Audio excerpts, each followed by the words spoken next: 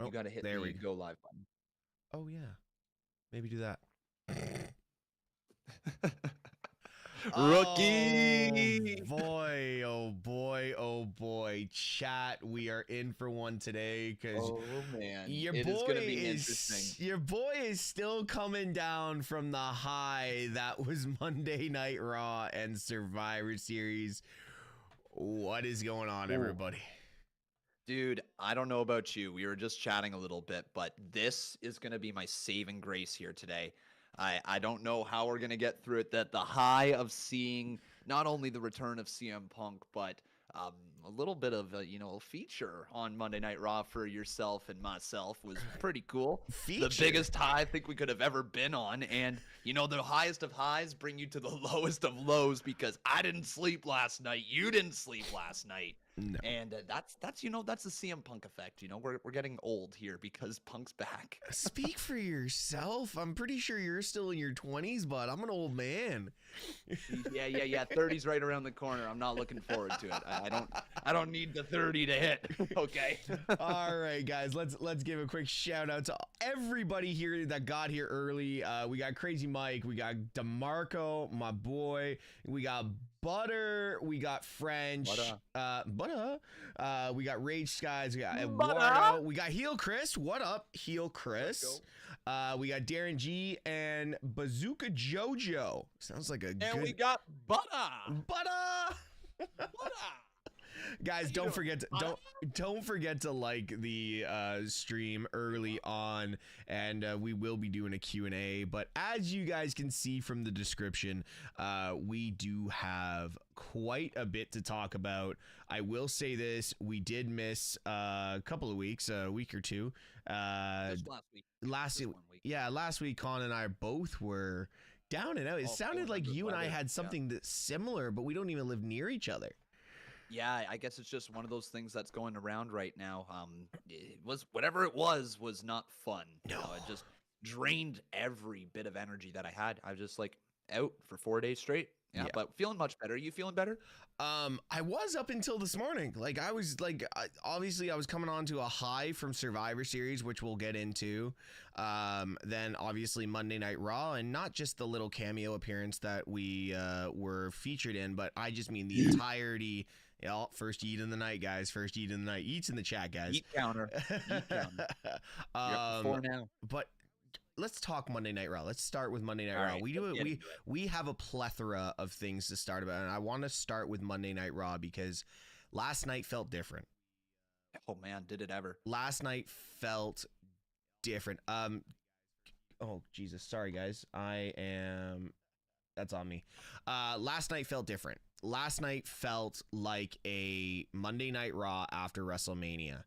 Mm-hmm. And I don't know if it was the Nashville crowd, if it was the people on the show, whether it be CM Punk, whether it be Seth Rollins, whether it be Drew McIntyre, whether it be the tag teams, well, the feature of Jelly Roll. Like it was just everything. It was a huge night. And my first question before we get into all the individual stuff is, did Survivor Series staple itself as one of the best PLEs of the year and return itself properly into the one of the top 4? Well, yeah, dude. I mean, there was a conversation that was started online about this idea that Survivor Series wasn't a Big 4 pay-per-view anymore. Mm-hmm. And, like it's a valid point to be brought up. In the previous years, it hasn't been treated the same way as, say, Royal Rumble or SummerSlam or WrestleMania or even Money in the Bank. It hasn't felt as big as some of those pay-per-views. But I got to give credit to Triple H. I got to give credit to WWE and all the performers because they certainly showed up at Survivor Series, start to finish. Like, look, the women's War Games match might just be the greatest War Games match I have ever seen. Yep. And that is such an incredible job that they did. Like, they did such an incredible job inside of that War Games to be in that conversation of the greatest War Games of all time. So that alone makes it feel special when they're willing to do that type of stuff. When you're seeing Io Sky go all the way on top of the cage and jump down with a trash can over top of her. So yeah, to me, the spectacle of seeing War Games once a year Yeah. brings it up to that level. But then also the fact that they did great storytelling Yeah. and they committed to the storytelling across the show. Start to finish, there was a story of will Randy Orton show up? And I'm a big fan of overarching stories for the night. It's like you got to give something to the people who are watching just that one show. Yeah. You got to have that little suspense throughout the night. And when you delivered, like when Randy Orton came out, oh my God, it was a special moment, right? Dude, it was, and they made it even a lot more special. Exactly with what you just said. The overarching storylines, like the Rhea Ripley cash in for Damian Priest, and right at the last second, Voices hits, and I was just, I was enamored in that moment. The only thing I can say that was negative about that whole thing and that whole storyline of is Randy here? Kim Orton, if you are watching this, stay off Instagram Live when they are trying to tell you a story. My God, I got a notification, Kim Orton's live, and all I'm seeing is the War Games cell coming down. I'm like, God damn it, there goes the whole story. Like, thank you, Kim. Come on, Kim. Get your shit together, Kim. Like, legit. God, but yeah, no, Kim Orton. That's the only. The only absolutely back in the conversation of a Big Four pay-per-view. Yeah. Back-to-back years, War Games feeling like such a great night. I think back to the previous year, the hug between Jey Uso and Sami Zayn, and I think maybe this is what's going to make it feel like a Big Four pay-per-view is that they are going to commit to doing like these stories that cross over between all these different characters to make the War Games match happen. And what you get is the fallout of War Games, which gives you so much story to get to the Royal Rumble. Like, in my opinion, this now makes sense that you now have 2 months to get to the Royal Rumble and you have all the stories that you can tell from the War Games matches. Yeah, no, you are completely right. I 100% agree with that. And it comes down to a point now where they always start to say is after the Royal Rumble, you're on the road to WrestleMania. I say they've abolished that now, like, because that they don't have this premium live event in December, and Survivor Series is the end of some stories, but the beginning of new stories. And I guess maybe it just all fell into place. We're on the road to WrestleMania, and I'm gonna hands down say that right now. I will not allow anyone to change my mind. The road to WrestleMania started at Survivor Series when CM Punk's music hit. It's not even close. I will not acknowledge, when Michael Cole goes, hey, good night from Florida, Tampa Bay, or wherever the hell they are, and now we're on the road to WrestleMania. Bro, we've been here for 6 weeks. We've been here. We've been here. Like, God damn. We've been here. We're living in it. We're on that road right now for sure. But this brings us to the next point that we want to talk about is what do you think the road to WrestleMania looks like for CM Punk? Because obviously the big conversation is Punk is back. Yeah. And that is huge. It's been 10 years since he's been there. All right. He has said he's home. He said he loves us. He apologized. Some people didn't like it. Some people did. Punk said that he's here for money and he's not here to make friends. And I love every bit of it. Yep. And there's one person that doesn't like that he's back, and that name is Seth Rollins. They didn't outright say it, that it was Seth Rollins, but we all know who he was alluding to. So with that being said, there was also another little thing that was dropped, the wise man comment. And that happens to be Paul Heyman, the wise man who CM Punk has been affiliated with in the past. Yep. So we have two options here, Teshk, in my opinion, for WrestleMania. You could go Seth versus CM Punk, or do you make Cody Roman a triple threat? Because now you've got that affiliation right there with CM Punk. So we have options is what I'm trying to get at. So what do you think the road to WrestleMania could look like for Punk? You're doing something right now, dude, that I swore that I would not do in 2023. My New Year's resolution was not to fantasy book anything outside of what's happening currently. But for this, I will. Right now, it's a very unique circumstance. Like, Punk doesn't even need to wrestle for the next 6 weeks. Like, that's my first thing. Punk can come out and just let a feud with Seth Rollins organically build. And that whatever the reaction that Seth had after they went off the air, shoot or not, I don't care. But that stemmed an organic feud from his interview last year, right before WrestleMania, to what we have now, and to Seth's promo last night. It really gives us that diverse ability as fans, as me as a diehard Seth Rollins fan, and let's say yourself as a diehard CM Punk fan. But I don't hate CM Punk. Mm-hmm. You don't necessarily hate Seth Rollins. You don't need a heel or a face in this feud. This is a once in a generation style storyline that is going to happen organically. And the one I want to hit back on that we didn't properly get because Vince's hands were on it and it was unique, he didn't know what he had, was Brett versus Shawn. Right. Brett versus Shawn should never have been billed as a heel versus face. Shawn, the bad guy, the sexy boy running around thinking he owned the place, and Brett being, the grizzled vet that, just believes wrestling should be pure. That's not how you book that. You let the fans decide what they're going to go with. And this is how Bruce Pritchard and Triple H have to look at this.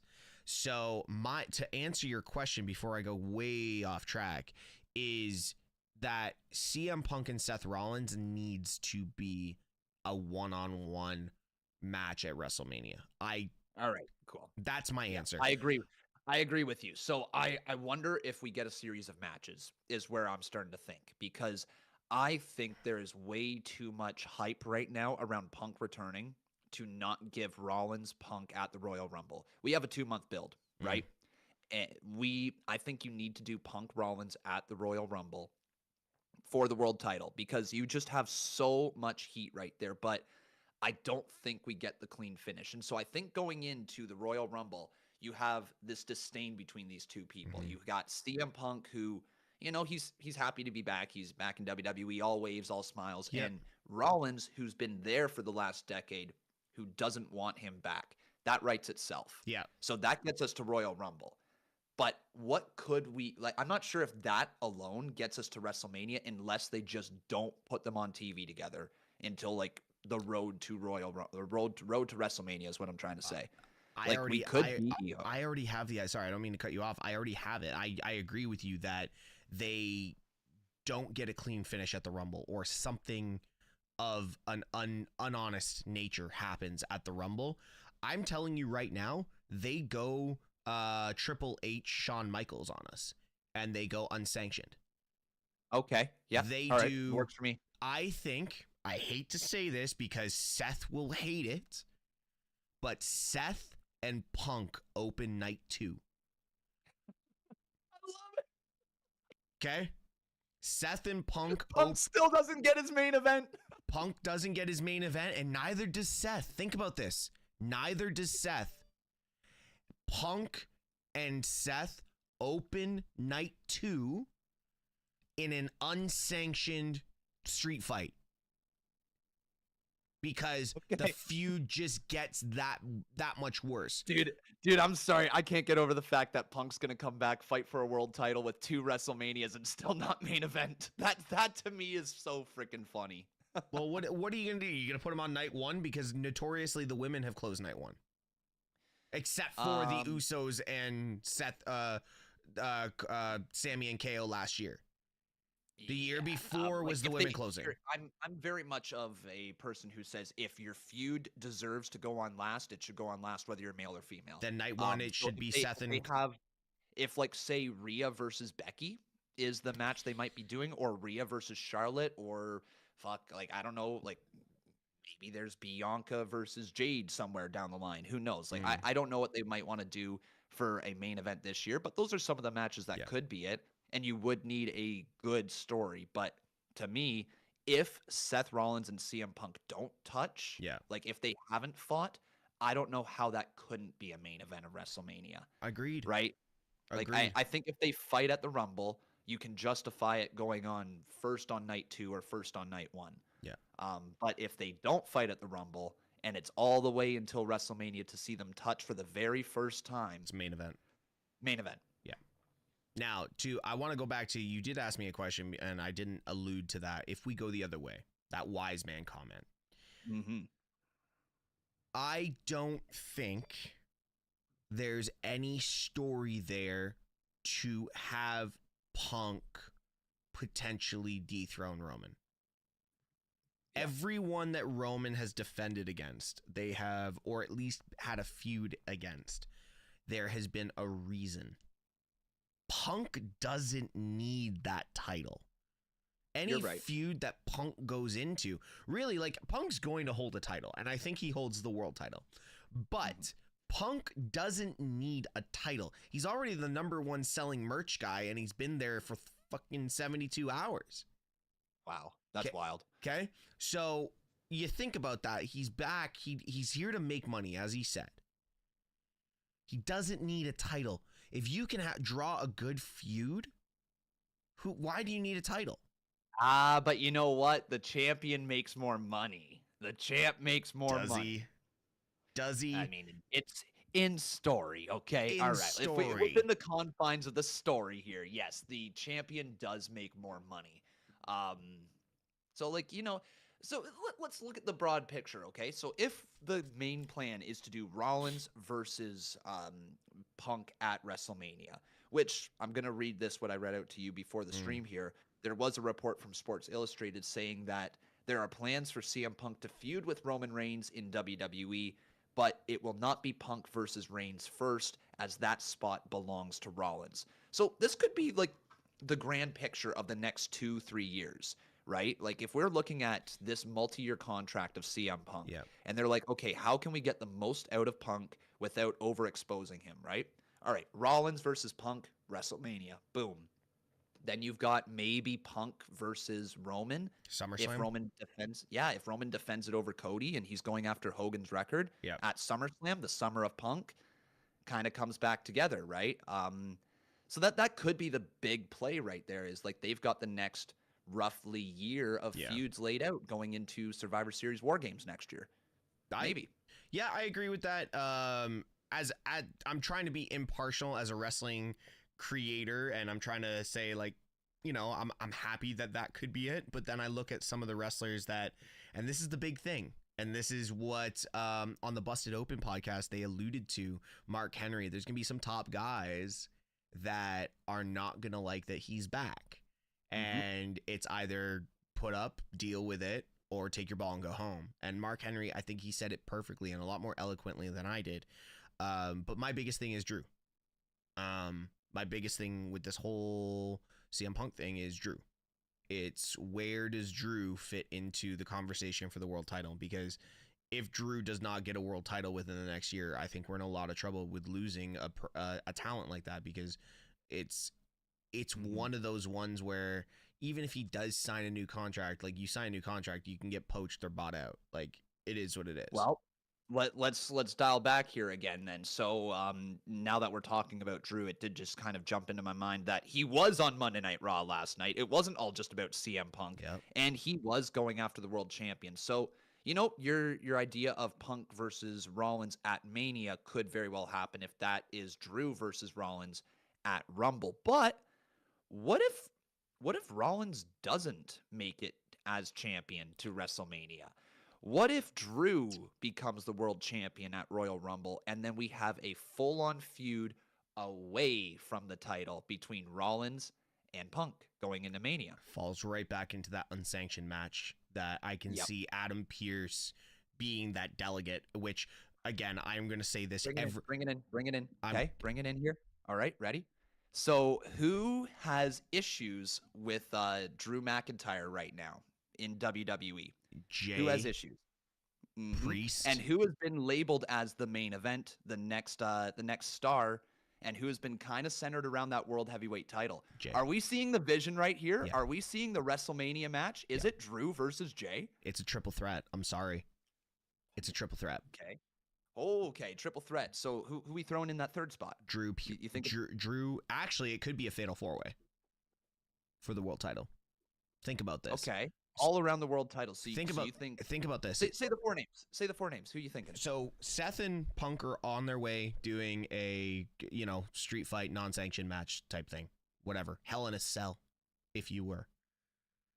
Then you have the world title: Drew, Priest, Sammy, Jay.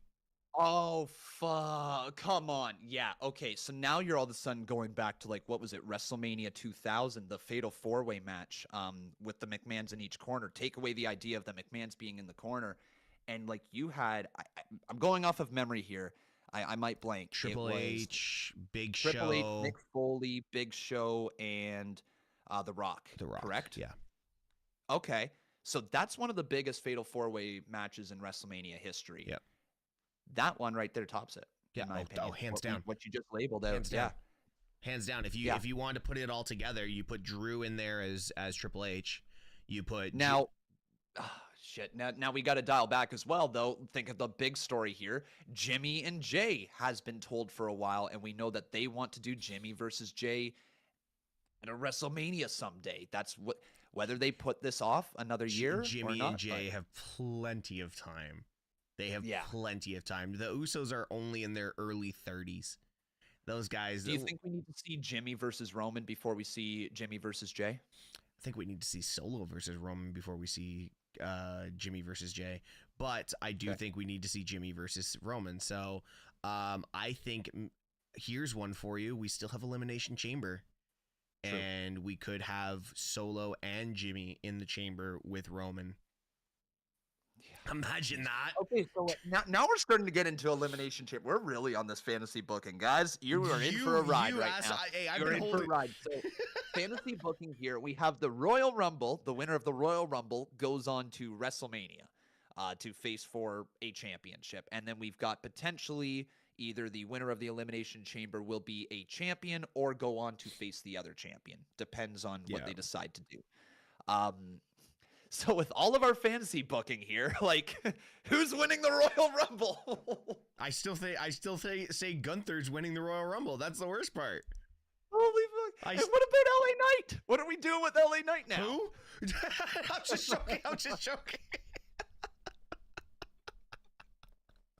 God, dude, like, okay, this is a good thing though, right? Like, think of all the names we just mentioned. Options. Exactly. Options. Hey, listen, if I'm AEW, I'm shitting myself right now. Just saying. Yeah, it doesn't need to be an AEW versus WWE thing. All we know is wrestling is cooking right now, and that's the best part of it all, is that we are witnessing, in my opinion, some of the best wrestling. Like, 2023 has been a legendary year. Can I pause you for a second? We just have to add something to the day of our conversation. We missed a week. We still haven't broken down Full Gear. Yeah, okay, well.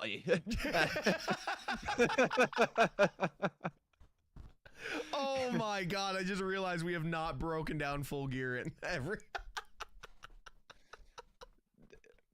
The main event was cool. Swerve Hangman was good. Swerve Hangman was good, yeah. Wild. I almost puked. The dude bled in his mouth. He got stapled in the cheek. Yep. Anyways, that was Full Gear, guys. The photo of his kid stapled onto the cheek as well, or whatever it was. Julia Hart won the TBS championship. Yeah, that was cool. Yeah. Okay, cool. Moving on. We're good. Oh God! All right, before we go any further, let's have a quick look at the chat and get some questions, and kind of the conversation's going crazy over there. First off, French Fries says, I think Priest still has to fail to cash in. I need to go further back. I saw a comment by French Fries further up there. Also, where does Priest fit in? Do you mean where does he fit in that fatal 4-way? Because that's when that popped up. Literally, Priest is like one of the only ones gluing that fatal 4-way together, because he's got issues with all three guys. So I just want that means Sammy is gonna feud with the Judgment Day all the way until WrestleMania. yeah. But think about this.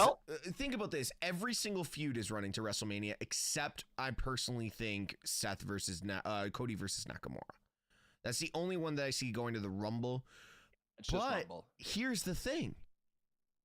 If that goes to Rumble, that takes Cody out of the Rumble, even though he's declared for the Rumble. I think Nakamura is going to up these attacks, and Cody's going to be like, I need to fight you. Or he does both. See, I don't like that. I don't like it either because it ruins the Cody pop, right? Yeah. The Cody whoa and all that. You're excited to see him the first time, but then if he shows up again later, you're not as excited, to see Cody. Yeah. Even though the whoa is still fun. But it could be one of these things where it's like Nakamura and Cody are both in the Rumble.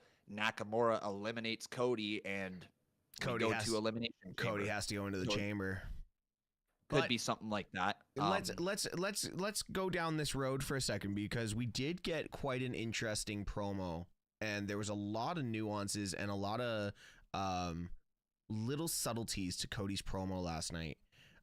First off, we found out who the one that has been Nakamura's been looking for, and that's Cody Rhodes, which it's a feud that I didn't know I needed.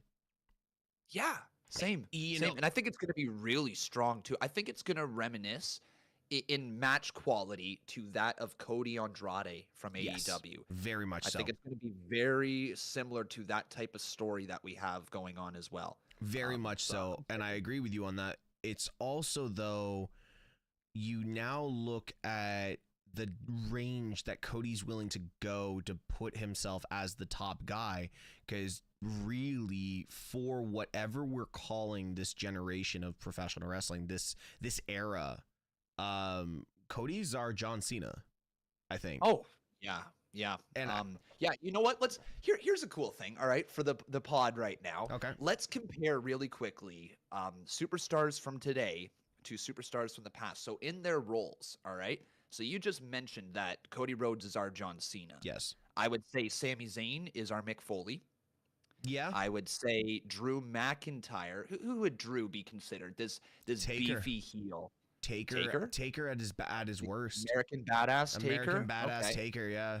That's the one I think. We've got Roman, who Roman's not relinquishing the title, so it's Triple H. All right. Good call. Really good call. Who else we got? We got, you alluded to it. Seth Rollins is kind of like our Shawn Michaels, and CM Punk's kind of like the Bret Hart of the modern day. Is Randy our Rock? At this point, yeah. After War Games, I think he solidified himself in that type of conversation. Yeah, he's our Rock. Yeah, I think he's our Rock, man. Yeah, I think it's hard to put anyone in the Stone Cold characteristics here, because the hardest part Kevin Owens. You would, but Kevin Owens is never going to change the business like Stone Cold did. Yeah. It's kind of funny, and a lot of people talk about the Mount Rushmore of professional wrestling. There are certain people that you almost can't, like, they're almost bigger than the Mount Rushmore. You know? Yeah. I mean, Stone Cold, even though I said I would eliminate him from history, he's the top of the top. I almost fired your ass for that. Yeah. I almost didn't make it past week 2 there, boys. It was really close. Yeah. But yeah, back to what we were saying is, like, Cody's showing his massive range in his ability and what he's willing to do for this company. And, like, just remember, he's still getting a bag from AEW.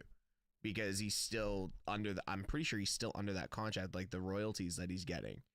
But I would imagine there's probably something there. I don't know the details of that contract. No, but at the end of the day, like, he's still showing that this is what his priority is. Cody is going to win a world title. He's going to win the WWE title.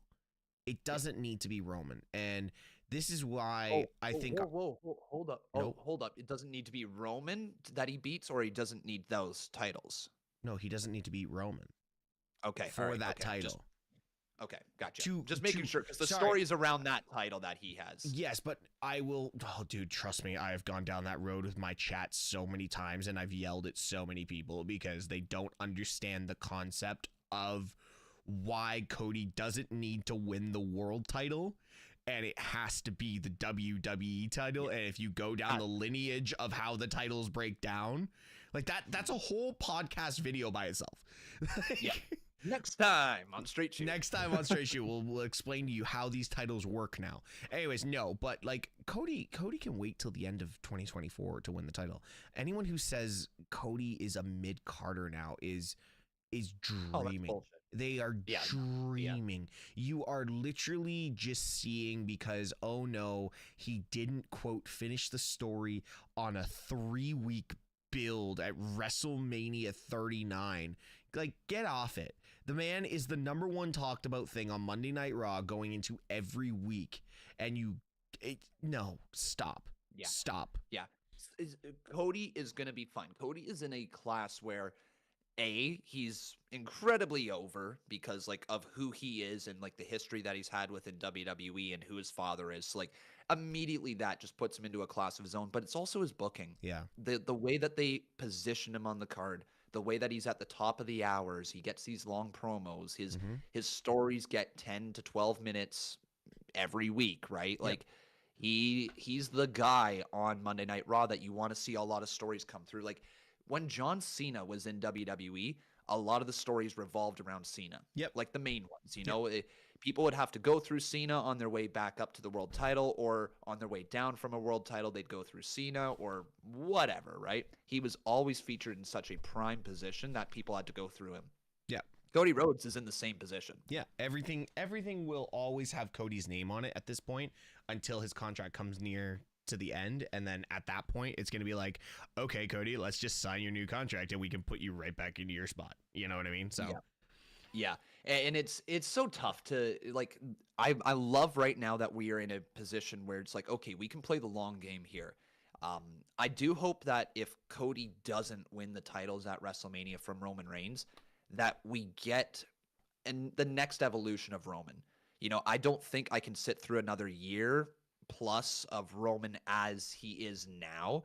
I need to see either a darker Roman or it'll sound weird to say, but what could a babyface Roman look like? You know what I mean? Like I need a change for Roman enough to make the next year of story worthwhile if Cody isn't winning it this year at WrestleMania. So whether that be Roman exiling his entire family, like, you know, getting rid of Jimmy, getting rid of Solo, getting rid of Paul, and going alone, that could be a way to captivate the next year, and then that could lead to his downfall because he needed his family to win. Could be a long-term story play there, but regardless, it is interesting what we have right now with Roman Reigns because you've got many people who could go up against him if Cody isn't the guy to take the title from him at WrestleMania. Yep. And I'm just trying to think here. There was a version of Roman at one point where he was like almost pulling out his hair. And it reminded me of like Jack Nicholson in well, fuck, what was that movie? I can't think of it right now. Not The Shining, was it? Was it The Shining?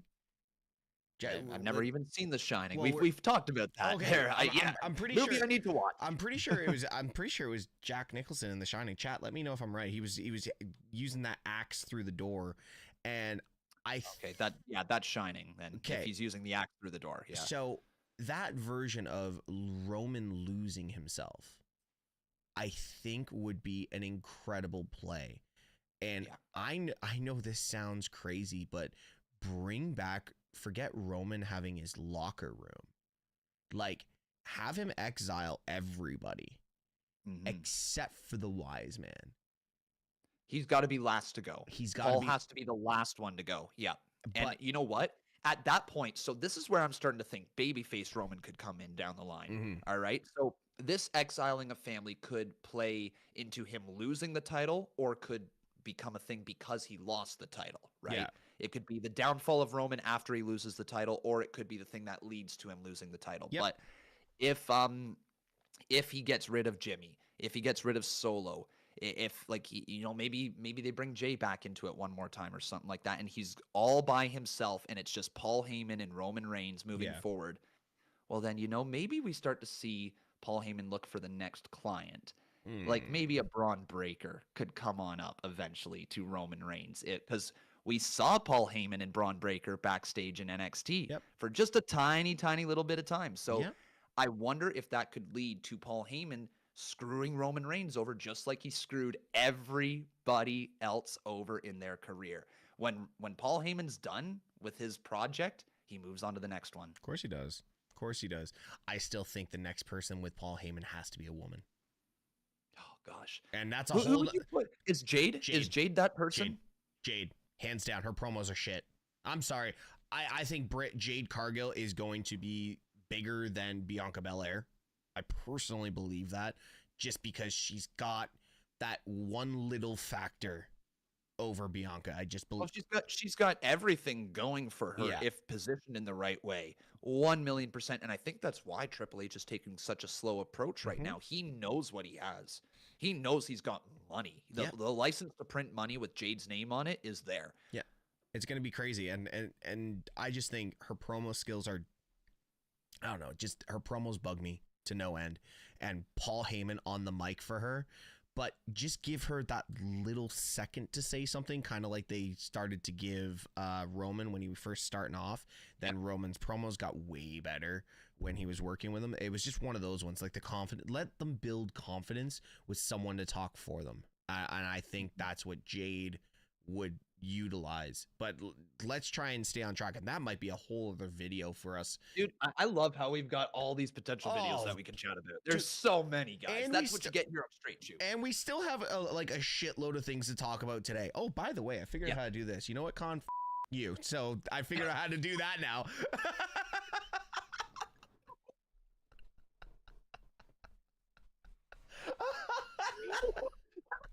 Left field. What I do? No, I'm just saying. I figured out how to say, hey, you know what? If we're gonna like go all off censored, like. So, anyways. Oh my God. That's awesome. All right, bring that in more often. All right, not a problem. Let's go PG, since we're actually getting put on WWE television now, and that's our segue. Just like we got PG Punk last night, eh? Yeah, we got PG Punk. All right, we got PG Punk. Let's segue into that, because I know a bunch of the chat want to talk about it and they want to see what our actual reactions are. Because if you were in either one of our Twitch channels or another content creator's Twitch channel, you might have seen a spike in viewership. Just a little.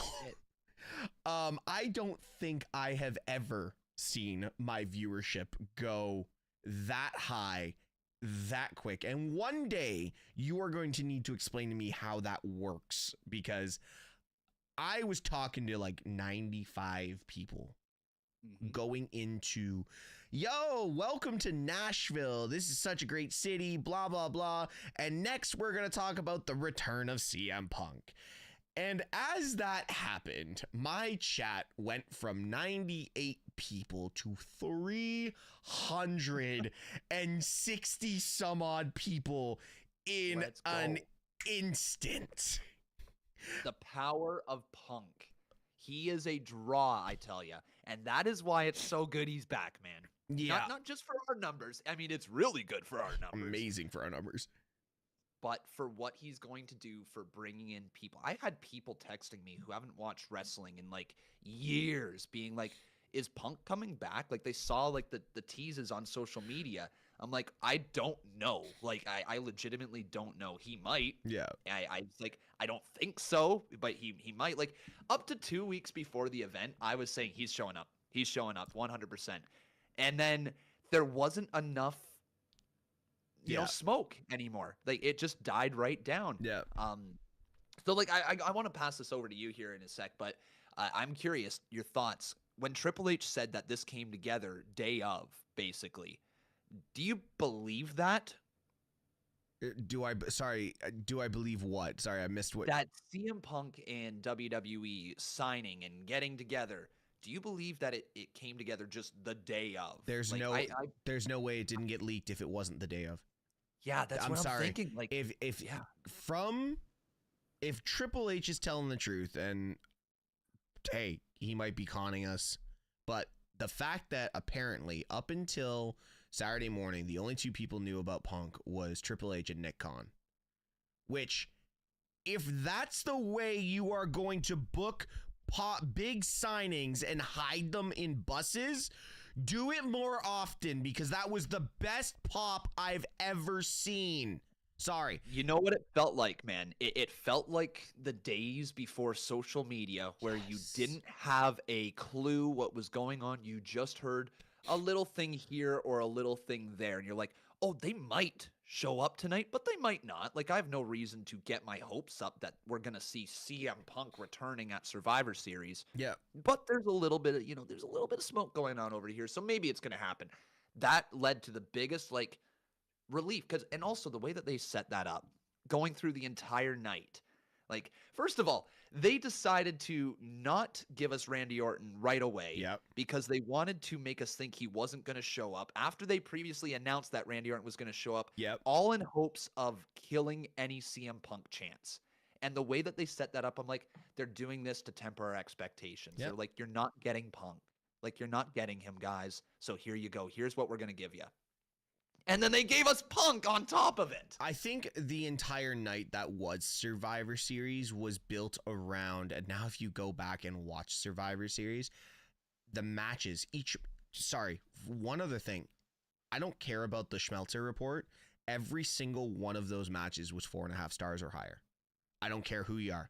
Every single one of those matches, if it was the women's matches or just the mid-card men's matches, like that Gunther Miz match, was one of the best Gunther matches I've ever seen. And that really, okay, so I was on the opposite side. I thought that Gunther's had better matches with like more of his opponents. I thought that was a mid-tier, not mid-tier, but like in terms of the matches he's had, closer to the middle than the top. It was well worked. It wasn't Sheamus Gunther from Clash at the Castle. Exactly, yeah. But it wasn't even Gable Gunther on Raw. No, but it gave Gunther a sign of vulnerability against a legendary talent like Miz, and I can't believe I just said legendary talent and put Miz in there. But you have to really look at what the Miz has done for the business, and it gave Miz that powerful stance finally, which I love it. I think the story was good. I think the story was well told. It did its job. It was positioned well in the card. Yeah. I don't think it's the best Gunther match that I've seen. It was solid. It was solid. I just think for everything that was the night, there was expectations, and everything went over and above the expectation. That's what I'm saying about the matches. Yeah, I absolutely agree with you there. Everything and I think I was texting you the night of, sorry to interrupt, man. But I was texting you the night of after Survivor Series, and we were having this mini conversation about like, okay, we had an incredible event and everything hit like a home run basically.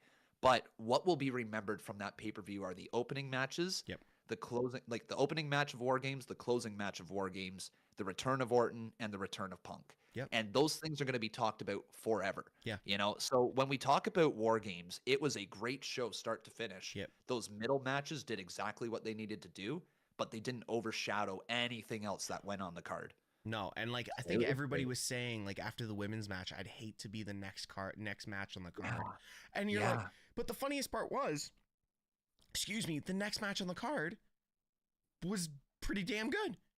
Yeah, like it flowed well, right? I think that's it had everything that it needed to have. It had like breathers. It was a slow build for the next match, and it let you get back into it. Yeah, they did it across the board. They did it right before like the men's War Games match as well. It was like a slower build to the match, let you get into it, hit that climax, and then get out of there. Yeah, like it was well paced. I think that's the thing that was probably I'm gonna say it, the best of Survivor Series was the pacing of the show.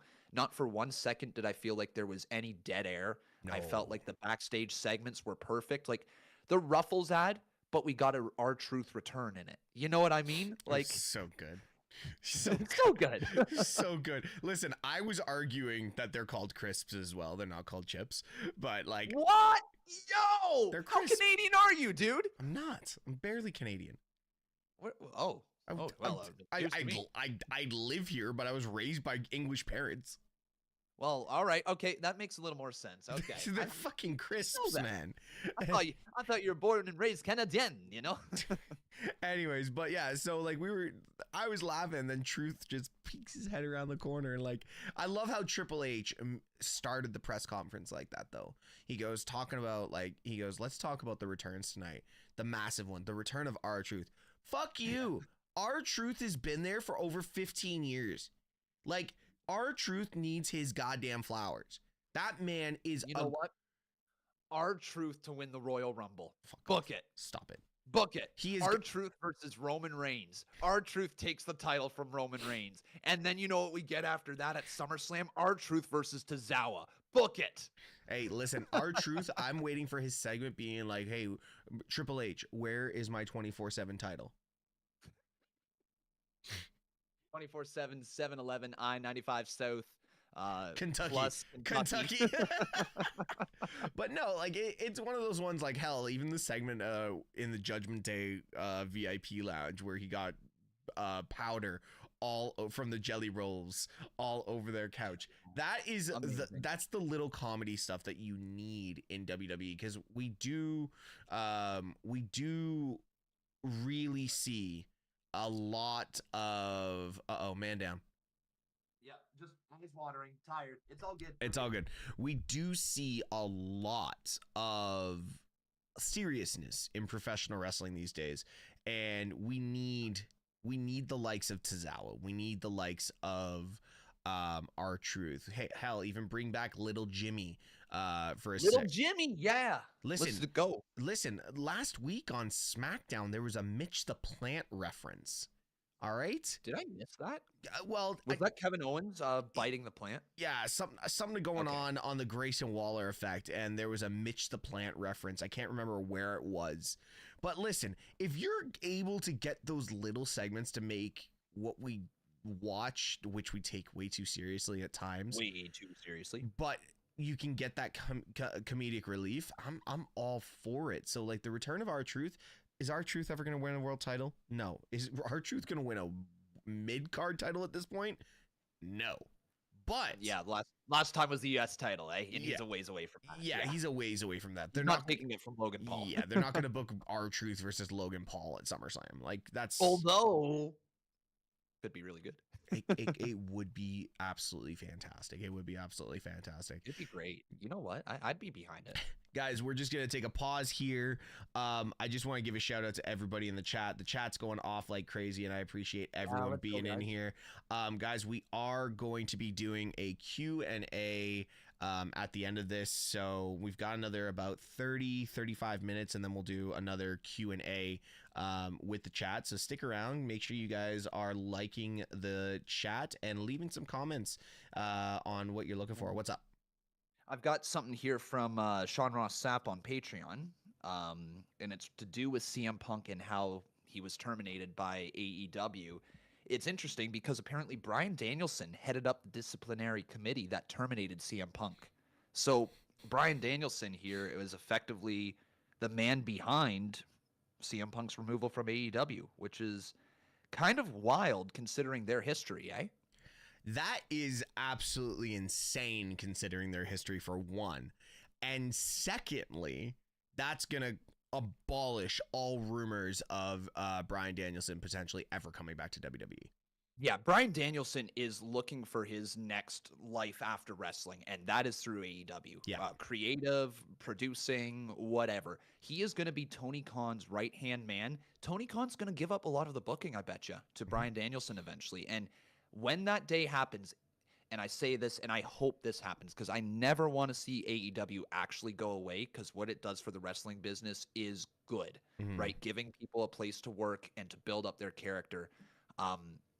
But I really hope that with Tony Khan not immediately in the booking decisions of every single thing would hopefully allow a better product to be developed. I'm not saying that Tony Khan hasn't produced good TV, but he has swung and missed a lot of times, and now he's spreading himself a little thin with, Ring of Honor and all these different shows, Collision and Rampage and Dynamite. So now I have a question, and I'm not one to bring rumor mill questions to the conversation, but since this one's I've not been able to talk to anyone about it, big rumor, might be a dirt sheet rumor. Nobody of relevance has said anything like quality about it, but the rumor is Dwayne Johnson and $7 Productions are interested in potentially putting together World Championship Wrestling in partnership with Ted Turner. What? Yeah, I heard that last week. There's not a lot to it, but a couple of sources did bring it up. And listen, it could just be rumor mill. But let's talk pro wrestling. Let's talk pro wrestling. AEW is not pulling profitable numbers. Period. AEW's not made a financial dollar with everything they've invested. Impact Wrestling is coming back next year. Okay? And Impact in the mid 2000s was a great product. If WWE do enough where Tony Khan goes, you know what, no mas. I'm sorry, but it's just, he's a businessman and daddy's only going to loan him so much money until he goes, okay, you're failing at this.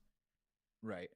Is a healthy competition from an old rival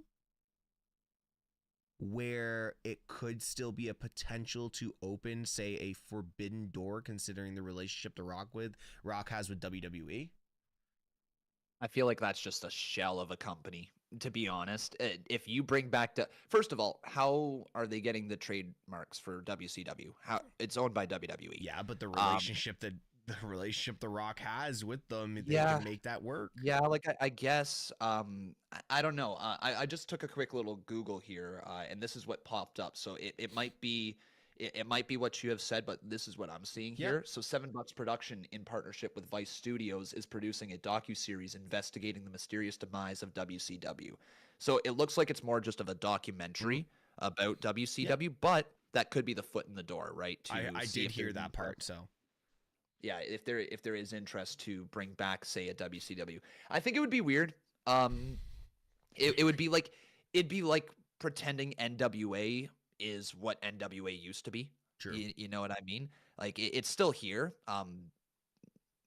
If NWA all of a sudden was going into competition with WWE, I'd laugh. You know what I mean? Like I really would, and I don't think WCW, unless they just provided like a really cool roster of people that you're just like, oh crap, I never thought that was even possible, and I don't know who that could be. But we all laughed at AEW.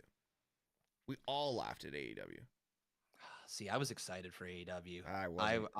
I was very excited. I was like, congratulations, you got a wrestling event with a bunch of guys from New Japan. Good for you. You can sell out a All-State Arena in Chicago. Good for you. Yeah, like I was just young enough to have seen that come up, and I was very much watching Being the Elite at the time as well.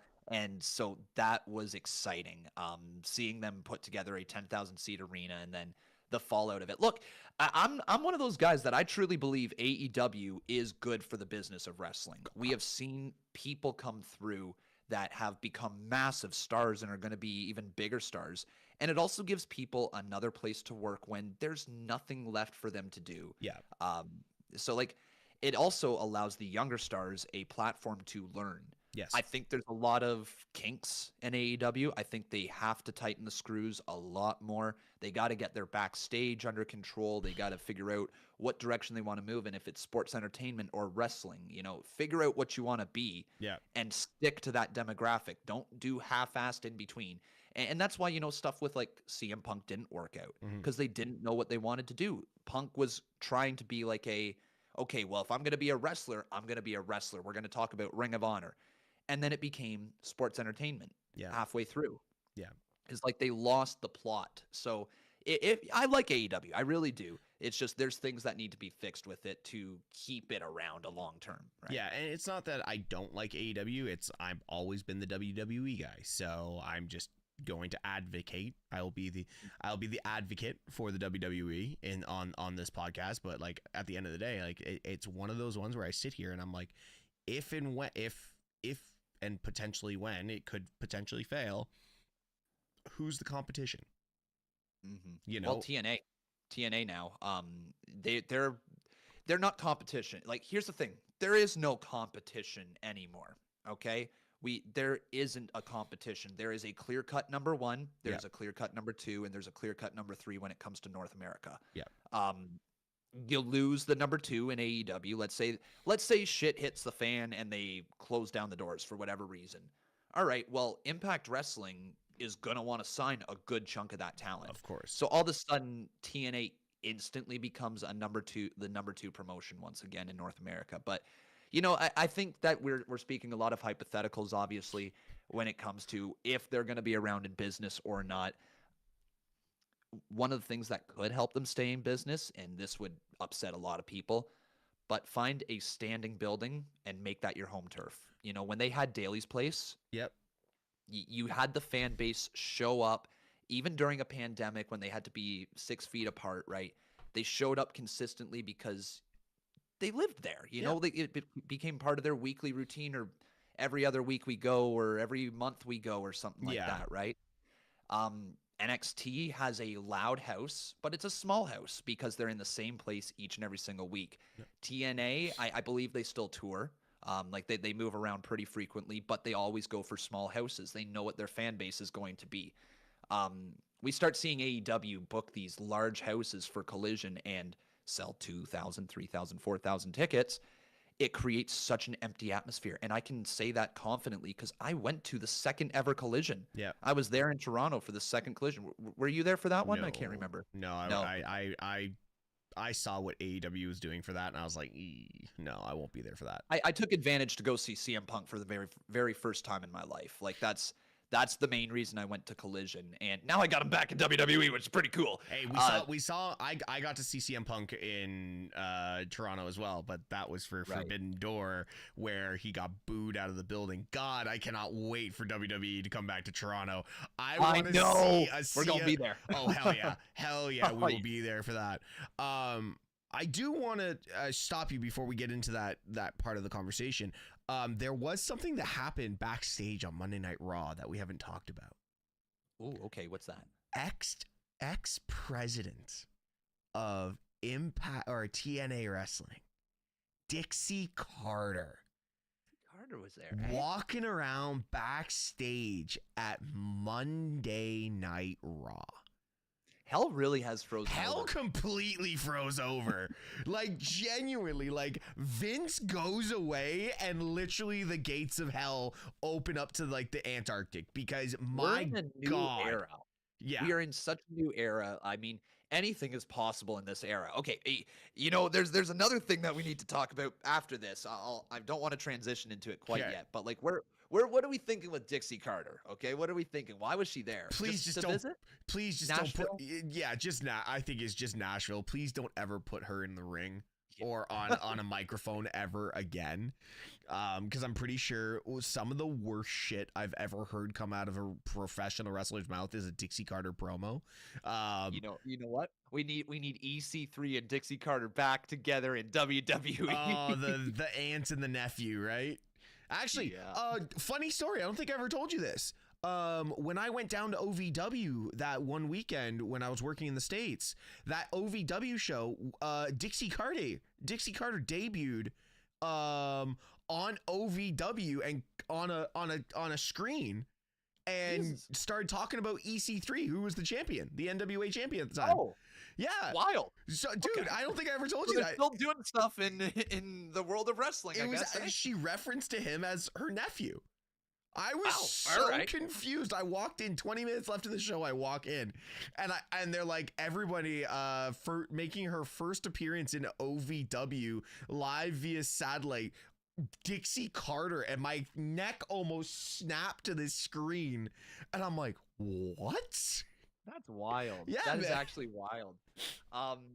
Okay, I don't know how to transition out of that very nicely, so I'm just going to jump right into it. There was a little tease dropped in the Nakamura promo against Cody Rhodes. Chaos. All right? We're going to talk. Hell yeah. Chaos.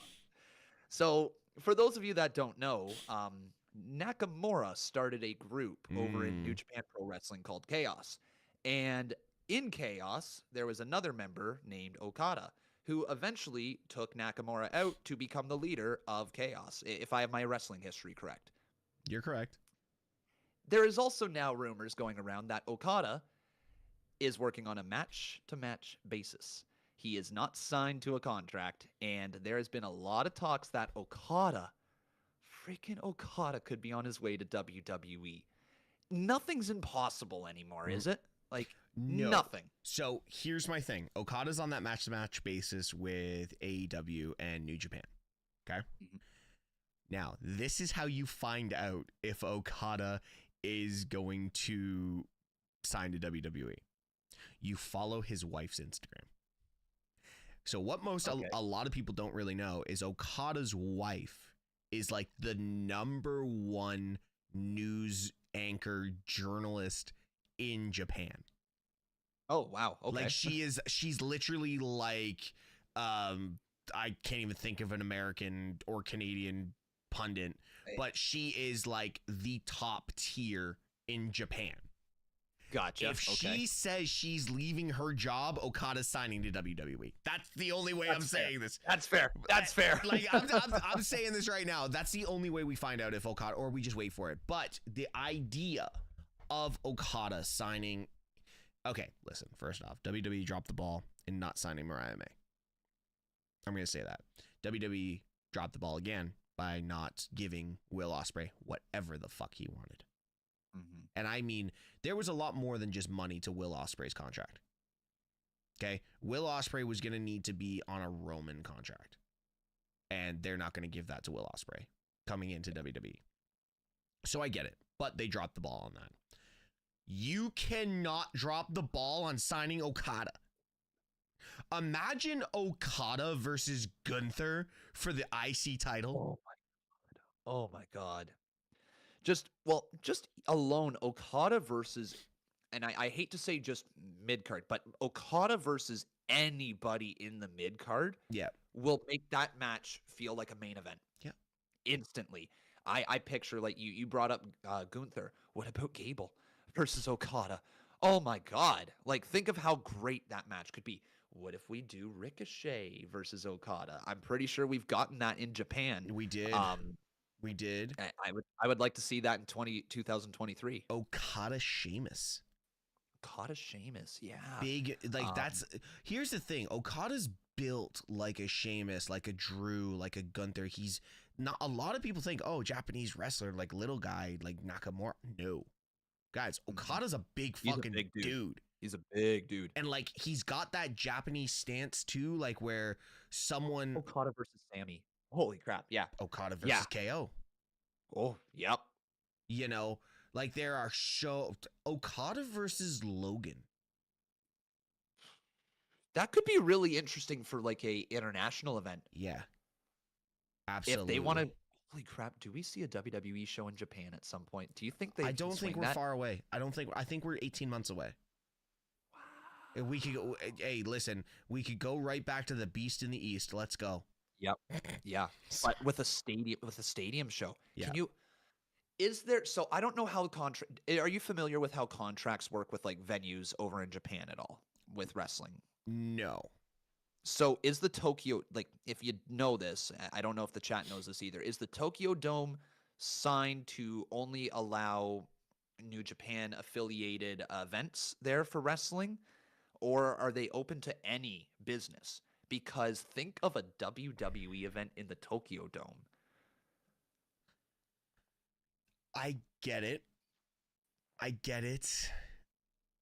just don't know if I want it. Really? Because it would flop in the rest of the world. WWE fans are different. So, like, when you go to the Tokyo Dome, you're basically watching a tennis match or a golf match. It's sit there, be quiet, and appreciate what you're watching when it's done. Wrestling fans in North America and the rest of the world want to scream and yell. I believe, and this might be a hot take, as much as we want to see them go over to Asia, if they went and got the Tokyo Dome, not getting rid of whatever what your question was, if they went over to the Tokyo Dome, halfway through that premium live event, half of the rest of the world would turn it off. You think so, eh? Atmosphere, you really think so? Atmosphere builds WWE. You're literally watching not the Thunderdome, the Pandemic. If you take it to I Tokyo think Dome. that's harsh.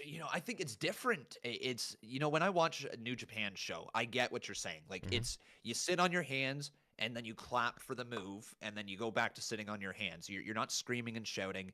Um, it is just the culture with Japanese wrestling. But like, I think there could be something so special to seeing like a Finn Balor return over there and the reception he would get, Yeah, a Nakamura returning over there. What does Cody look like in Japan? yeah. You know what I mean? I It get might it. not get the loud whoa, but the atmosphere, if they play into the culture, Mm. if it's a Japanese show, right? You've got all the culture from Japan Mm. on a WWE show, could make for really interesting viewing. You might be right because like when any time that there's a quiet crowd, people immediately tune out in North America. Like They're just like, "Oh, the crowd sucks. The show sucks." Like yada yada yada. It's like, no, it doesn't. You're just listening it's to a quiet crowd. it's the one thing that we see with the Saudi events, like the original Saudi events. Remember when they had like the couches around, Yeah. yeah, and the bar stools and all that kind of stuff? Now they've gone to the proper setup, but the Saudi crowd's getting better, but the crowd is still a little flat, and they're specifically flat. Obviously for the women's matches, they literally go Yeah. silent. Like, Yeah. and I mean, they go Ronda Rousey, Shayna Baszler at SummerSlam silent. Like that's how silent they go. And think about it. If That's you go back dead quiet. if you go to Crown, if you go back to Crown Jewel, what was it, Crown Jewel? Yeah, if you go back to Crown Jewel and you watch those women's matches back, they were very good. They just didn't get the accolade because, They're fantastic, dude. They were that Fatal 5-Way was excellent. yeah, Zoe Stark deserved to Yeah. get a standing ovation after that How, match. how good is she? Like let's talk I'm let's derail just for a split all second. day. Let's So go. good, right? So good. She has come into her own. Like I've been high on her since NXT, like Yeah. legitimately. That Z360 is a great finisher. She's got the look, she's got the attitude. Her mic skills are getting better each week now. Yep. That promo felt so natural with Shayna Baszler and Nia Jax on Yep. Raw. Like I can't stand her. I can't stand what she's doing. Like she's natural. Yep. She's not. I know she's playing a character because it's a wrestling event, but like she doesn't feel like she's playing a character right now. She feels like she's just Zoe Stark. Yeah, she seems like that, just this badass chick that just wants to come out and prove what she's worth. Like, it's almost like that one girl, that one person trying to, the new kid in school trying to prove themselves to like the bully in the hallway. That's what I'm getting from Zoe Stark, and I love it. Like here's the thing.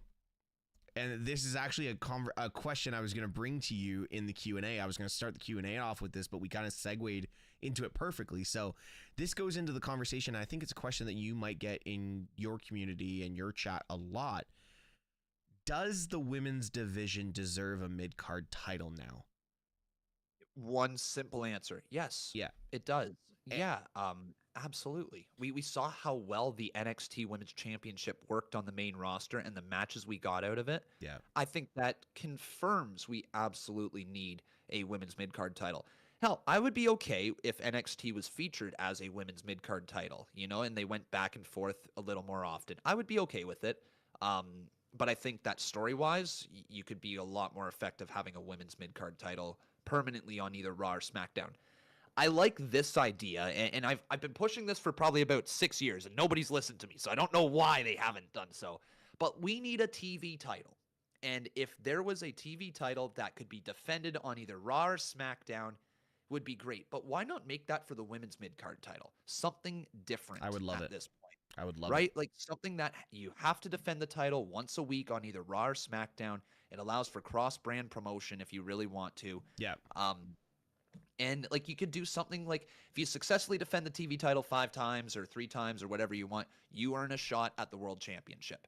Yeah. And that could be a TV match. You get Shotzi runs with the TV title for 3 weeks, and she's defended it successfully 3 weeks now. She's going to get a shot against the women's champ, against Io Sky on free TV. I love it. And she's not going to win. She's not going to beat Io Sky. So you just get a great TV match. And I think that would add a lot of value to a women's mid-card title. Just throwing an IC title in the women's division or a U.S. championship, I don't think adds that urgency to want to be that champion unless there's like a pathway to the main championship from it. I completely agree, and I think that is a perfect way to book something of that caliber, because we're seeing it with the women's tag titles. They're just not a draw. Yeah. And it's kind of Can you weird. imagine Chelsea as a women's mid-card champion? No. Like, she would be... No, you can't? No, I absolutely can. I just don't want to see another piece of gold. She'll just turn into Matt Cardona. But, like, I know this is my buddy C Wrestling brought this idea up a couple years ago. Just merge the women's tag team titles into a singles title. Just do that. Yeah. There you go. And now you've got yourself a women's mid-card title. And you start your feud right there with Chelsea and Piper. Because there you go. Here's the thing. It's something I didn't think would work well. And Piper and Chelsea actually work. Piper's coming into her own. She's getting funnier. If you listen to her on commentary last week when Chelsea was distracting everyone with that highlighter green outfit. Yeah. But if you actually got past that and listened to Piper on commentary, she was fucking hilarious. Sorry, she was hilarious. And never gonna get old. No, never gonna get old. But she was hilarious, man. And it was one of those ones where you're like, okay, I can see Piper as a champion, not a world champion, but I can see her as a champion by herself. Here's the thing. I know so there's another person in the wrestling community that has been in my chat quite a bit. His name is Dan, and he runs a promotion called Eve Pro Wrestling. It's an all-female promotion over in the UK. All female, Eve Pro Wrestling. Have you ever heard of it? A mutual friend of the stream has done work for Eve Pro. Perfect. So yeah, great guy, great promotion, all female promotion. He's had pretty much everybody who's anybody come through there. Piper Niven is one of the people that has come through there, and he has nothing but good things to say about Piper, how good she is. And you saying that she can't, like, you don't see her as a world champion, I think with the right build she could be. I think she could be a Mark Henry type of character for that women's division. Imagine if she opened up her own version of a Hall of Pain and she was just squishing everybody, and like that could be a world champion type of character. Just please tell me she never targets Katana Chance or Casey Catanzaro ever again. Because when Casey got squashed last week, I was like, oh my God, that woman is like 91 pounds. Yeah, like that. She was snapped in half. Yeah. Con, can you carry this for about 2 minutes? I will be right back if that's okay. All right. So I am gonna talk to myself for 2 minutes, folks. How you guys doing? So you know what, guys? I'm gonna turn into live streaming mode. All right, we're gonna go right there right now. So, what did you guys think of Survivor Series? I'm looking at the chat right now. What did you guys think of Survivor Series? What was like your favorite moment outside of CM Punk? Like, you know, like I want to talk about some other stuff than Punk just for a split second here. So what did you guys enjoy the most from Survivor Series? Because we had a lot of great stuff happen. The women's War Games match was incredible. We had Gunther versus Miz, which we touched on just a little bit right there. In the men's War Games match alone, that RKO, right? I think that's probably my favorite moment on the show other than what happened with CM Punk. The RKO off the top of the cage. It's probably that, or maybe Io Sky jumping off with the trash can over top of her, I would say. And both were pretty cool. Women's War Games match, Turquoise Hawk was a fan of, for sure. Trey Lucado says, I thought Survivor Series was very good. It was, man. It was. It was very, very good. Rhea versus Stark was kind of disappointing. All right, Riley. I understand. I understand what you're saying. I think it could have been better. They could have got more time together. The match itself was solid, but I think there is more for them to do in the future.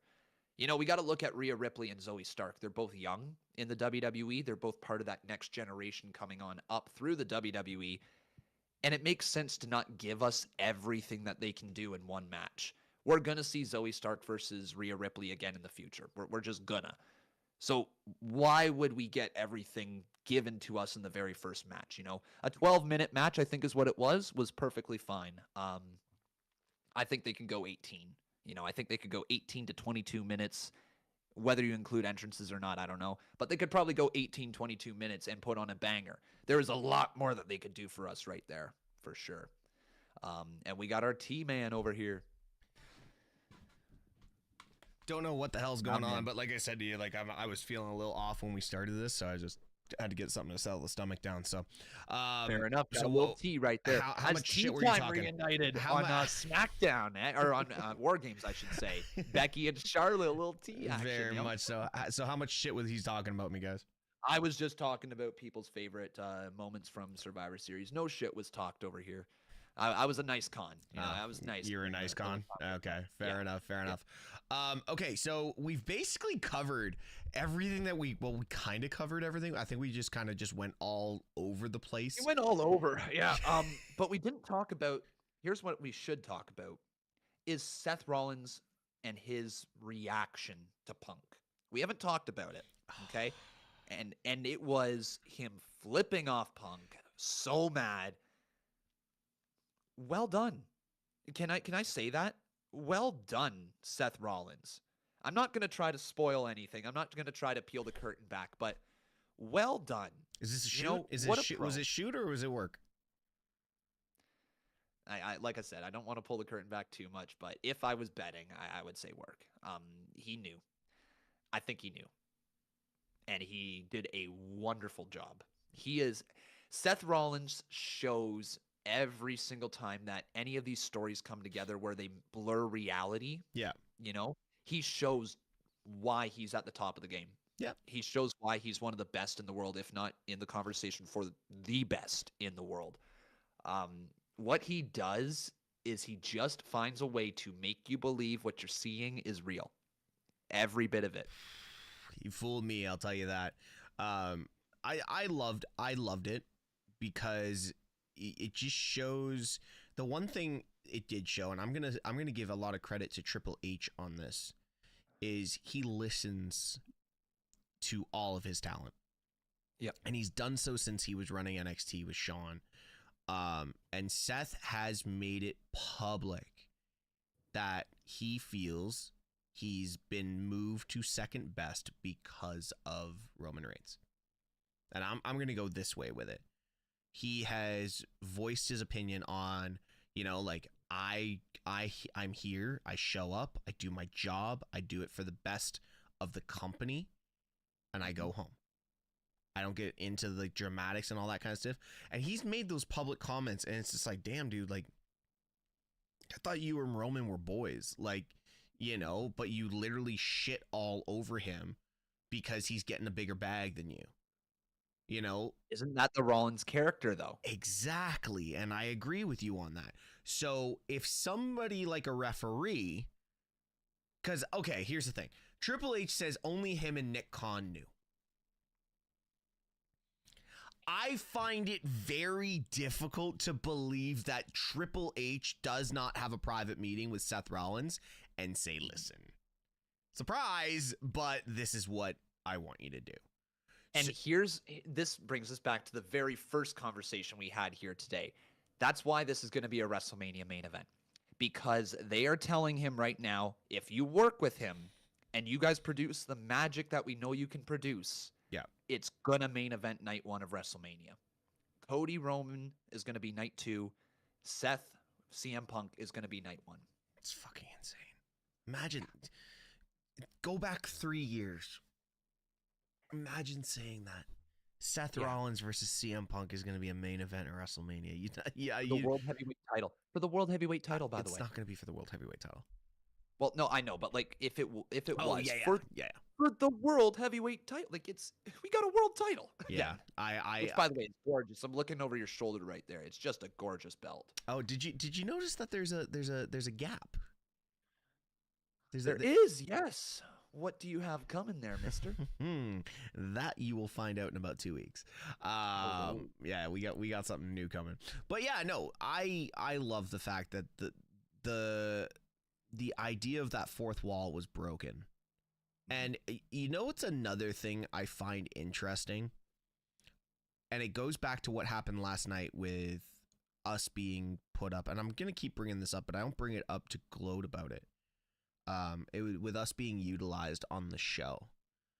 I think WWE is seeing massive value in these larger creators and these larger than life fans that are always at the show. Because if you go back and look at every one of those viral videos that happened, who were the people that posted it? Brock Lesnar guy. Yeah. We had, I don't know his name, but the guy that always wears the referee shirt. Yeah, that guy. That guy. There was, I believe, Mona. I think Mona was another one of them. See, I don't know their names well enough, but like you could point them out in the crowd and you'd just be like, yeah, I recognize that person. Yeah, that person there. Like you've got Mona's the one, she had the kid where the Cody gave the belt. Oh yeah, okay. Really, really good looking female, always front row. Detroit shows normally Detroit shows. Gotcha. But I'm pretty sure Mona was there. We had Queen of the Ring. She posted some stuff. Steve from NBC. Like a lot of these guys, Chris Van Vliet was one of his videos went viral. So all these videos that went viral are all people that we know. So the community already follows them, so they knew those videos would get out there. You know, so it's almost Green Shirt Guy doesn't do anything. Green Shirt Guy just sits there and takes his photos, takes his chair home, and that's it. Green. And he looks green. Like that group doesn't get touched. They are just like, here's your seats. We don't bug you. But it's the people with the social medias, right? And Brock Lesnar guy has a massive social media following. He's iconic in the wrestling community. So what I'm saying is, if Triple H is going to be like, listen, Seth, this is what you're going to do. Don't hold back, but make sure you are right at the ramp or right in the middle of the aisle, closer to this side to make sure the cameras are on you. Yeah. And the fans can get it. Make sure the fans can get it and go over the top. Yeah, cool. Amazing way to start this story off. And the cool part was, again, you go to the house show that happened on Sunday. By the way, I knew exactly what Seth was going to say about CM Punk because he rehearsed it on Sunday on a video. Yeah. He said the same That's the story. But he said the same exact promo that he said at the house show. And see that's where like social media, you know, we didn't get spoiled for CM Punk's return. Yeah. We got spoiled as to what the next story for Punk and Rollins is going to be because he addressed it at the live show. Most of the time back in the day, if you went to a live show, they could do stuff like that because it wouldn't get out, right? Exactly. They might drop it on an AOL message board or something like that, but it wasn't getting out. The whole video wasn't getting out of the promo. So unfortunately, that kind of peeled the curtain back a bit into the feud.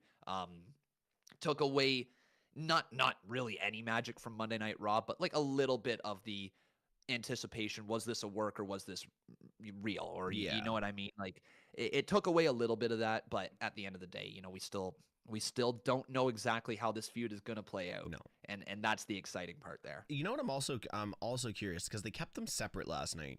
I'm really curious on when Punk and Drew cross paths.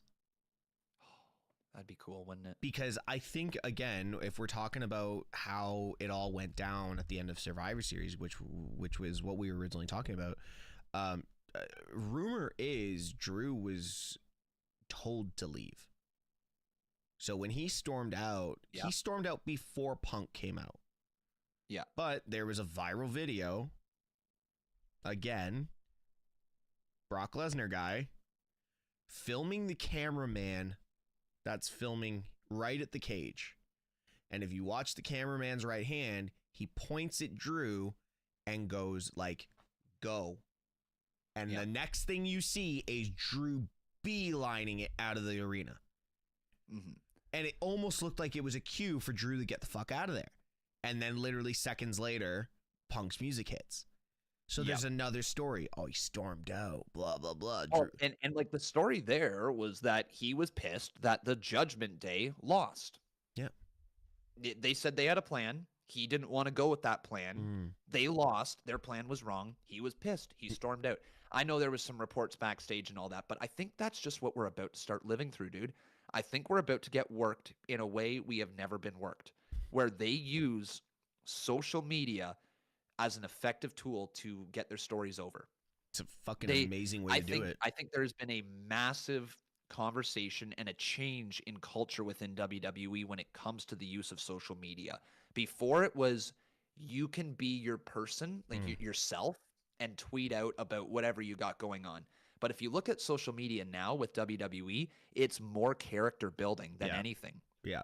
And they have found out a way to get every single one of us who have been stalking Twitter for the last 10 years, getting all the inside details. They have found ways to just leak out to certain sources that this is going on and cause some extra hype.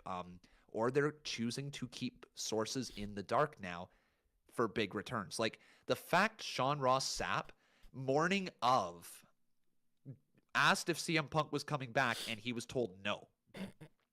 That alone is wild because a year ago, that didn't happen. By the way, my most viral tweet next to when Corey Graves buried me was me taking a shot at Sean Ross Sapp after Survivor Series saying, holy shit, somebody finally kept something from you. Literally, and everybody lost their minds on that tweet. I'm like, holy shit, somebody finally kept something from you. Like, it was crazy. But it's amazing. Like, cool. Like, Sean Ross Sapp doesn't get all the news. And we always say, if it's not Fightful and it's not Sean Ross Sapp, we're not going to believe it. So the fact that, like, literally nobody could report it is amazing. I love it. It's amazing. I love it. It makes me feel like we truly have entered. So I'm going to backtrack here just a little bit. The arrival of CM Punk and the hiding of the secret of CM Punk within WWE leads me to believe we have truly entered into a new era now. We have left behind whatever the reality era was supposed to be. I think we have moved into the social era where they are going to start making use of social media and creators and viral videos to get their product as over as possible to reach a massive amount of eyes. And I'm going to back that up by saying I saw something that they did that they haven't done, to my knowledge, in a while.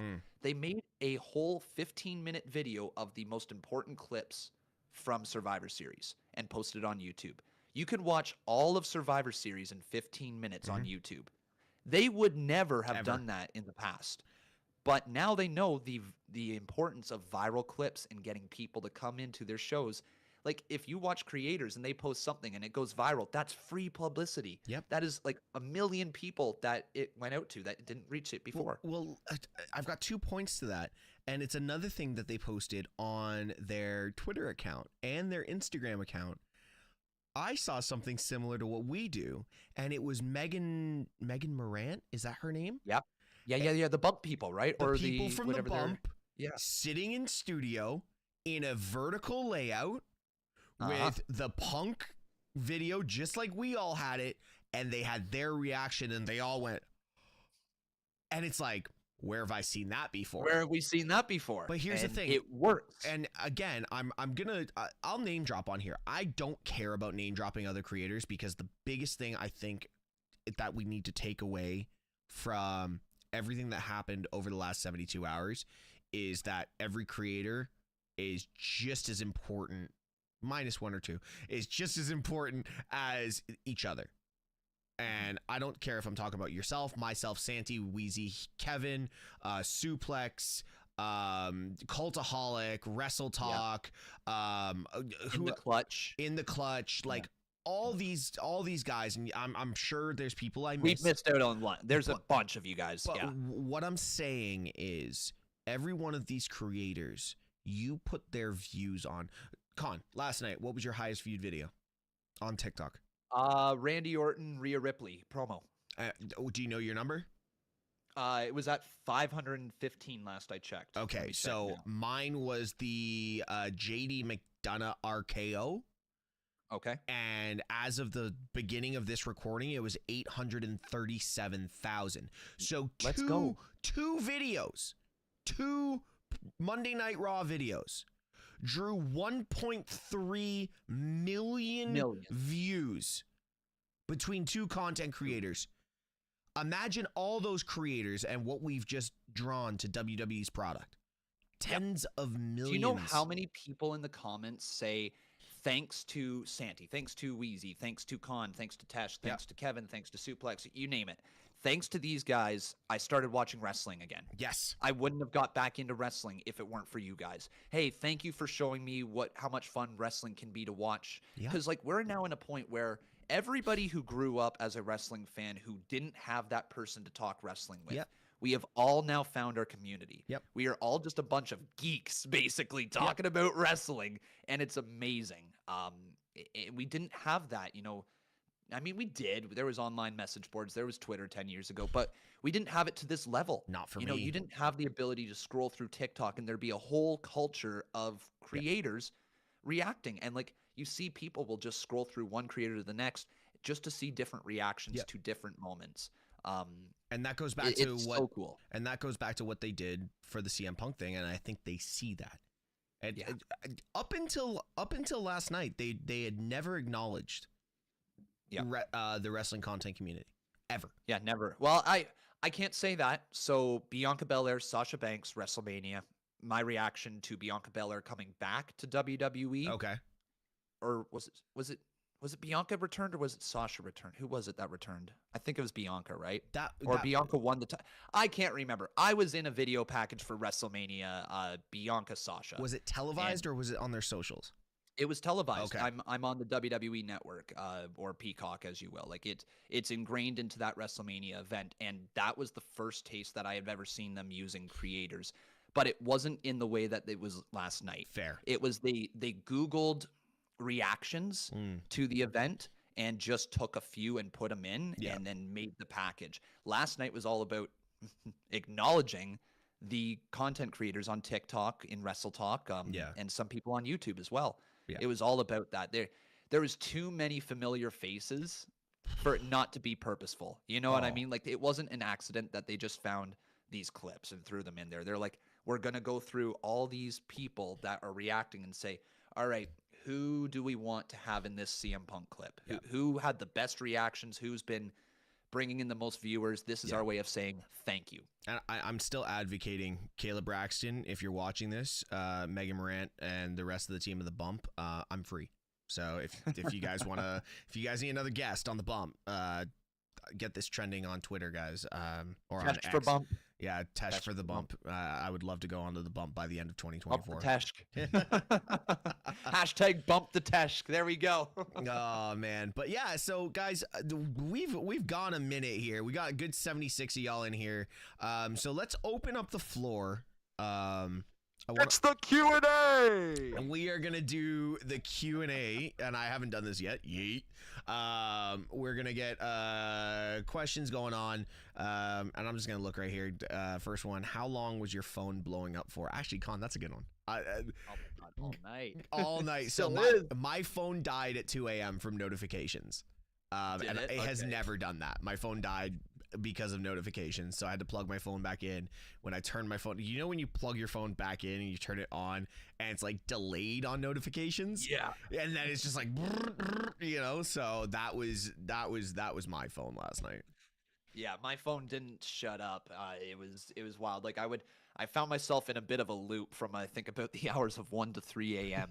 It was Twitter, TikTok, emails, Twitter, TikTok, email, just going back and forth. And like, because like my emails, I don't know why I haven't turned them off, but I still get notifications of like when somebody has like sent you a DM or somebody has over a certain amount of followers has interacted with your tweets, right? Like it still sends me emails for that, and it's just like, so I was getting like a vibration, so I go into my emails and then I'm checking my junk folder, like, oh, did anybody reach out for a sponsorship? Maybe, I don't know. And yeah, it was a wild 2 hours. Crazy Mike goes, what do you guys think about all the champions defending their title at least once a month, or they relinquish it? You kind of covered that one. Go ahead. Yeah, I love it. I like it. It creates a good story element. You know, I think anytime that we can get TV championship matches, it's better. You know, you don't have to give away your best feuds on TV, but if you have an open challenge or you have a oh gosh, it's been 30 days, we need to defend this title against somebody, and that heel brings out Tozawa. Yeah. You know what I mean? And squashes Tozawa. Well, like, they still defended their title. They got heat on them. Or if it's a babyface, you know, hey, I haven't defended my title in a while. Who wants an opportunity? You know, open challenge. Let's go. And you get a 20-minute banger. Yeah.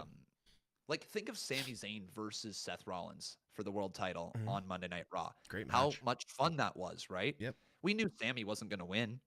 but it was fun watching it. So I'm down for a rule like that. It could lead to some tough situations, right? Where like the person needs some time away, Yeah. and you don't want to take the title off of them. Yeah. So it could lead to some tough situations like that. But I'm also not against the idea of, what is it, interim champions in UFC. I'm not against the idea of interim champions if somebody's out injured. If it becomes like a staple in the wrestling business, or at least in WWE, where it's like it's consistent. If Roman was out injured, he's still the champion because nobody's beaten him for the title. Yeah. But we need to crown a new champion because he's not here. See, now I'm on the other end of the spectrum with that. We get back to that messiness of, I know it doesn't make sense, and this is the way I just saw it. CM Punk being champion, running away with the title, John Cena being main champion, then you have to have those merger matches, and there's just so many titles on the TV. I don't like that. The one thing I do like about the UFC is not each guy wears the title to the ring. It is, like one of the team members brings the title, and then Dana White bestows it on the winner. I don't like when they make the feud more about that there's two titles.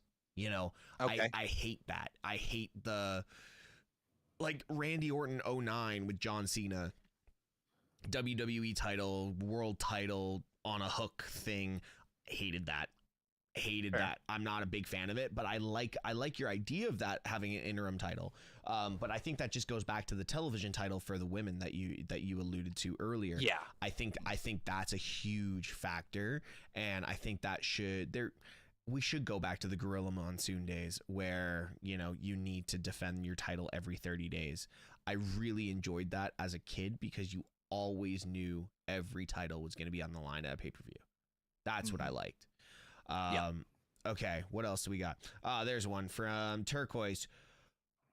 This is something we didn't touch on in this entire conversation. No way. How's that even possible? Who is the next one to return, in your opinion? AJ Lee or Sasha Banks? So CM Punk did reference AJ Lee on WWE television for the first time since they eliminated AJ Lee's women's record of longest reigning women's champion to Nikki Bella, who they no longer reference in WWE. So the two longest reigning women's title reigns, Divas. Okay, whatever. Divas championship reign. Yeah, I'm being honest. It's just the longest reigning Divas champion. What was Bianca Belair's reign? Let's get it. Because wasn't AJ 467, 500 something? WWE Women's Champion. Let's see. All right. So, at the top. Oh my God, there's a lot of people. Holy shit. Okay, so for the actual women's title, it looks like Trish Stratus was 448 days. And then Bianca Belair was 420. And then, Becky Lynch was 398. Bayley was 380. Okay. Where are you? But here's the thing. So Nikki Bella was 301, and AJ Lee was 296. So there's been longer title reigns since then. Yeah, but they did those to eliminate. It was common knowledge. They did the Nikki Bella one to eliminate AJ Lee. Absolutely, they did. So all the other ones like Bayley, Becky, Trish, back to my point though, that was the first time we've heard AJ's name on WWE television since then, and that gets you excited because if anybody was a fan of the show Heels before it got canceled on Star, AJ Lee was a staple on that show. Even though it's like a television show, you still need to know how to wrestle. Right. And AJ Lee looked better than ever in that show. And yes, okay, a little bit of magic of Hollywood, but she still got it. So, obviously, Sasha Banks is the bigger signing. She's going to have the longevity. Yeah. She's got the bigger name.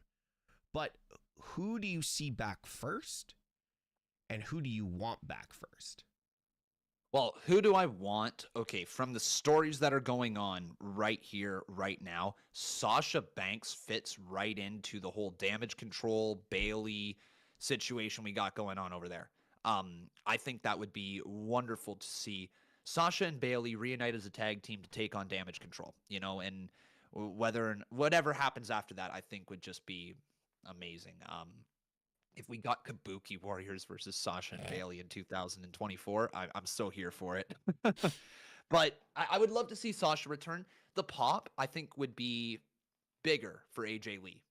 Yeah. I think the shock of, not even shock, just the fact that we would see AJ Lee for the first time in forever on a wrestling show, like on WWE's wrestling show, I should say, would be pretty cool. So I'd like to see both. If I was picking one over the other, I'd say Sasha just simply because of in-ring ability and where she fits in with the story. Mm-hmm. But for the moment, I think AJ Lee's a bigger moment. Now, there was also something that happened on Monday Night Raw last night. There was a very short segment with Jackie Redmond and Becky Lynch. Yeah. Becky didn't say who she was talking about. No, she did not. So let's speculate. Who do we think Becky is talking about? It was very short. There wasn't many hints. I just hope it's not Xia Li. I'm done with that feud already. Are you? I'm as done with Xia Li as I was done with, I don't know, Zach Gowen when he first came out. Really? Wow. Okay. I think Xia Li still's got a lot of potential. I've liked what she's brought to the table. It's just, I'm not trying to just put an Asian group together, but she would fit in wonderful with damage control if they were looking for another member, a badass head kicker. I think it'd be pretty cool. But I like what Xia Li brings to the table. Just don't know if the Becky Lynch feud needs to continue. No, absolutely not. All right, what else could she be talking? Could she be talking about Rhea? Could be Rhea. I just don't. I think it would have been a little bit more aggressive if it was Rhea. That's my personal opinion. Somebody just said in the chat, and I agree with them. We have been missing out on a NXT star for a long time now. And I'm almost wondering, do they finally pull the plug and debut Cora Jade? See, I don't think we're gonna see her on the main roster anytime soon. I think she's got another run as NXT. I think she's got to run as NXT Women's Champion first before she goes to the main roster. I think she's so young that keeping her in NXT for a run at the top is not a bad call. Learning how to work as a champion is not a bad call. I think you have so much potential in Cora Jade, you don't want to mess it up. You don't want to rush her along to the point where she's almost like Indy Hartwell. She's only 22. Yeah, exactly. Like, you don't want to rush it to the point where Indy was a NXT Women's Champion, got hot-shotted up to the main roster before she was even ready for it, and now what's she doing? She's toiling in the lower mid-card with Candice LeRae. Can't even get, like, an actual tag team win. You know what I mean? Yeah. So I would be a little nervous if Cora Jade was called up tomorrow, unless there was a legitimate story to introduce her. Like, if she was Rhea Ripley's new side kick, or she's mentoring Cora Jade, right? And she's not in the Judgment Day, similar to how JD wasn't in the Judgment Day, but he was friends with Finn Balor and affiliated with them in some way. And Rhea had like her mentorship off to the side of this young Cora Jade. Like, if they had a story that introduced her to the wrestling audience, the main roster wrestling audience, it would be really good. But I think she's got too much potential to waste. If you just throw her up for no reason and you're just going to have her lose some matches on Raw or SmackDown, keep her in NXT, give her the NXT Women's title, and see what we got. Fair enough. I'm actually going to take this next question. When is Braun coming up to, I'm going to assume this is the main roster. It's overdue. I disagree. I heavily disagree with any call-ups from NXT right now. The NXT men's roster has just enough talent in it, like in the upper roster, the main roster, to have a bunch of storylines. You've got Mello and Trick, you've got Braun, you've got Dijak, you've got Ilya, you've got Corbin, you've got so many good talent carrying so many good storylines down there that they can continue for a little bit longer. My biggest thing, and I have stated this for a very long time, if you bring an NXT superstar, a big name like Braun, up to the main roster, that main roster push needs to be in the upper mid card to the main event card. Yep. Look at what we have in talent in the upper mid card to main event card on Monday Night Raw and SmackDown right now. Where does Braun Breaker fit? He doesn't. Mello doesn't fit. It's a good problem to have, right? Of course it is. Very good problem. But then you also have to look at when you remove Braun, who fits into Braun's spot on NXT? Tell me. Von Wagner. There's your problem. I know you're making a joke, but there's your problem. Von Wagner's the first person that you think of? Yeah. Like, I don't think I can physically think of a guy that is Braun Breaker caliber in the mid-range of NXT that we know about. No, there isn't. And I mean, we're talking about a guy who's, it's tough to find another Braun Breaker. Exactly. Right? Like he is like a future main eventer. He just is. He's got everything that you need in the wrestling business, especially the pedigree. You know, like that alone is going to give him such a golden chance in WWE. Yeah. So you're right. There's not a lot of people right now who can come through and replace him. I think WWE is hoping that a lot of these next in line or nil talents will come along at a quick pace. Like I think they're hoping they find another, say like Tiffany Stratton, who just comes onto the scene, picks it up, and just is really, really good at it right away. She's only been wrestling, what, 2 years? 2 years. Like not even? 2 years. Yeah, like it 2 years. Insane. So like I think they're hoping they find another big former football player or somebody like that who can step into a Braun Breaker role. But you're right, there isn't anybody right now. The only thing I hate to say this, and a lot of people in the wrestling community have been saying, oh, who could potentially jump from AEW and be the next person to come over and Cody can advocate for and all this BS. And the one name that always continues to get hit is Daniel Garcia. And that is then where I can say, okay, Daniel Garcia for me still needs some work around the edges. He needs some buffing out. Braun Breaker can leave NXT if you bring in the likes of Daniel Garcia. If you bring in the likes of a guy that's like they did with Brian Pillman Jr. You know, he's going to have a major role in NXT. I like him. I like him. I really like him. I like what's going on. I'm very upset that he's going to have a major role in NXT. You not a fan? How do you describe negative charisma? Baron Corbin. Okay. All right. That's fair. That's fair as well. But I would also describe it as Lexus fucking King. Okay. Fair. I have not seen negative presence more so than when he comes sliding in with the throne, just stands up. All right, we're good to go. Like, what the fuck? You know what's crazy about that, though? I think his throne entrance is better than MJF's throne entrance a couple of months back. Remember where he was like coming down the aisle on the throne in the devil mask?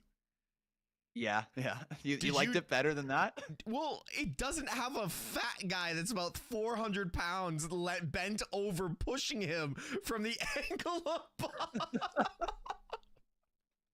Okay, that was funny. I'll admit, that was really funny. It was kind of like that WrestleMania where all the big guys had to get the go-kart down the ramp because it was 80 yards. Yeah, the photo of Biggie.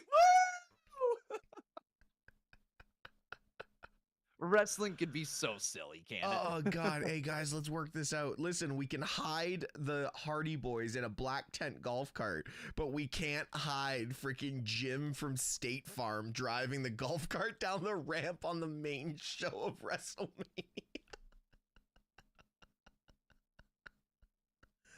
Oh man, we've lived through some interesting times. Oh God, and that's only in the past like 5 years. Yeah. All right, what else we got? Well, let's do a couple more. Any more Q&A here, guys? What's your guys' prediction for Royal Rumble winners next year? I've kind of already said mine. Gunther for the men's. For me. Gosh, it's the men's I've changed so much on. Like a month ago, I would have said LA Knight. You know what I mean? Like it's so wild how things can change within a month. I know I just kind of veered off of that. I hope LA Knight's going to be all right. He will. All of a sudden, there's a lot of top babyface talent, right? And so that means those top babyface talents are going to get to work with the top heels. So I'm a little worried for where LA Knight now fits into the overall grand scheme of things. You know, he's going to be working a lot more mid-card stuff, like we've already seen it. Austin Theory, Grayson Waller. That's more so what he's working right now. And so I'm a little worried that we might start to get cooled off on LA Knight. No. Rumor is Logan Paul is picking his next opponent on SmackDown this week. And if that's LA Knight, then we're golden. Yeah. You know what I mean? Like if that's the case, then we are golden.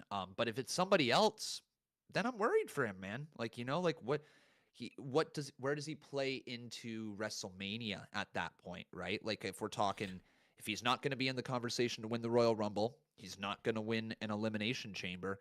We get to WrestleMania, is he in a singles feud or is he in like LA Knight will be going for the US title at Royal Rumble. That's or at WrestleMania. That's hands down. He'll either be US champion going in or he will win the US title at WrestleMania. That I will say, what is this? November?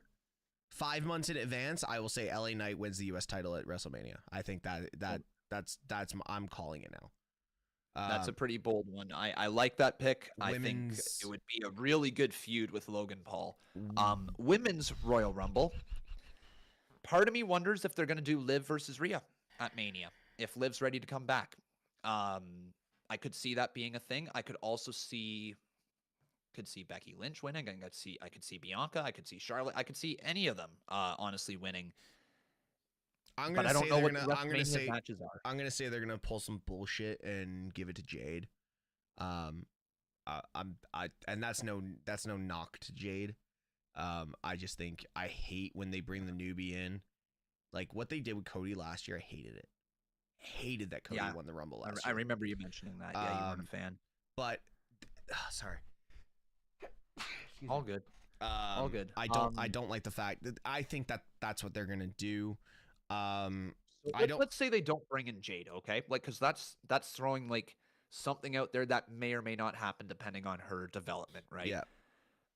Who else could it be? Like, realistically, what feels like a WrestleMania match between two people in the women's division? What feels like a WrestleMania match and what? Yeah. Okay, so I'm gonna say this right now: Nia Jax is out. Raquel is out. Because they're not marketable. Nia, and even though WWE is super hot on Nia Jax right now, Raquel and Nia are the two least marketable next to, I don't know, Candice LeRae, even though she's better in the ring. Like Candice LeRae is just, there's nothing there for her. But I love Liv. I think Liv Rhea, with their history that they have, would be a Mania match. Sasha.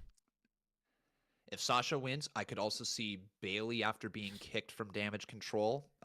Bayley's never won one. Yeah, so Bayley could be a winner with the babyface turn to go up against Io at Mania. Because then along the way, you have the feuds with Kyrie, you have the feuds with Asuka, you have the feuds with if Dakota's healthy enough to come back. Dakota Kai so is apparently I always call her Charlie because I'm always in her Twitch chat. Dakota Kai is, from what she said, February. That's when she'll be Okay, so cleared. she could have a return match against Bailey, Yeah. or something like that. That could happen. I think the women's is such a coin toss this year. I think the men's is more down to like 4. Like, Yeah, I think because like I could see Becky winning as well. Yeah. Right. Like I could see Becky Rhea going down at Mania, and Becky wins the Rumble to go after Rhea. And I'm okay with that. I'm okay with Yep. Becky Rhea at Mania night 2, starting off night 2. I'd be great with Becky versus Rhea. Yeah. To start off night 2. But Becky or Liv versus Rhea as well. Liv's put on some size, like in a good way. Like, I don't know, maybe it's just different watching her on WWE television, but if you follow her social media and like the videos that you put up, like, she looks fitter. Okay. Like, she looks so I think she can do more against the likes of Rhea than she could have before. She looks That's stronger. fair. She looks a lot stronger. Okay. Like, in the legs, in the upper body, she looks a lot stronger. But for the men's, I just think like Gunther, Solo, Jimmy, Jay, Drew. So hey, Drew. let's play this out. If Drew somehow Drew, okay, I'm gonna even go deeper here. Let's say Priest cashes in Money in the Bank at Royal Rumble, and Drew gets screwed over by Priest. Okay, Drew is a man on a mission now. He is pissed off that he's getting screwed over left, right, and center. Hell, Yeah. Priest could even win the title if they wanted to. And Drew wins the Rumble in front of people and punches his ticket back to Mania to try to get the title that he never was able to win in front of people. Yeah. That is the story they're telling right now. I don't think it's the way they're going to go, but it's a possibility. Be a great story to keep going with, though. Be a great story to go with. So, all right. I think we've talked about everything that there is in the world of wrestling now. I'm going to go with 2 more questions, but I'm going to make sure they're not the same person because I've answered the same person a couple of times already.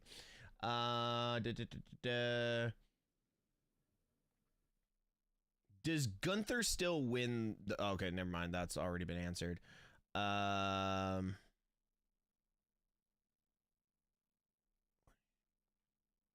Yeah, no, it's all the same people. You know what, guys? Let's just give this a good old once over and review of everything we talked about. And, you know, like, this has been one of our longer episodes, and we've kept a steady group in here, so I appreciate y'all being in here. I did see a request for a Straight Shoot Discord. There is a Straight Shoot Discord, but it needs a little bit of fine tuning. We need to really maybe break it down to the bare bones and maybe start it up again. So we'll stick with that in the future, maybe for 2024. But there we go. I just want to thank you guys for being here for, I think this is actually our 4th week of doing this, or 3rd week of doing this, but we've had a lot of pro wrestling to talk about. Con, where can the lovely people find you? Pretty much everywhere these days. I am on YouTube, Twitch, Kick, TikTok, Twitter, everywhere. At Conman167, you can find me if you just search that. TikTok, if you really want to look for it, it's Conman167 Real, but searching Conman167 will pop up. But all those social media places, you can find my streams and tweets and all that. Fair enough. Go check it out. And guys, you can find me on Twitch, TikTok, really work in the Instagram, and you can find me every Monday night on at 8 p.m. Eastern on USA on Monday Night Raw. No, I'm just joking. I'm just joking. I had to. Yeah. But I will say this: I'm still calling Caleb Braxton out to get me on the bump by the end of 2024, and I will be the first one to declare for the Andre the Giant Battle Royal at WrestleMania. You know what? Just put all the creators in that Andre the Giant Memorial Battle Royal. Do it. I know who the final 2 are. Yeah. I know who the final 2 are. Say it. Who do you think it is? Kevin and Santi. Kevin and Santi, exactly. There's no way I'm surviving. I'm first over. Oh, no. I think we all know who the first over is, but... And that is where we will leave it. Yeet. Yeet. All right, guys. Take care of yourselves, and like always, be good people. Later.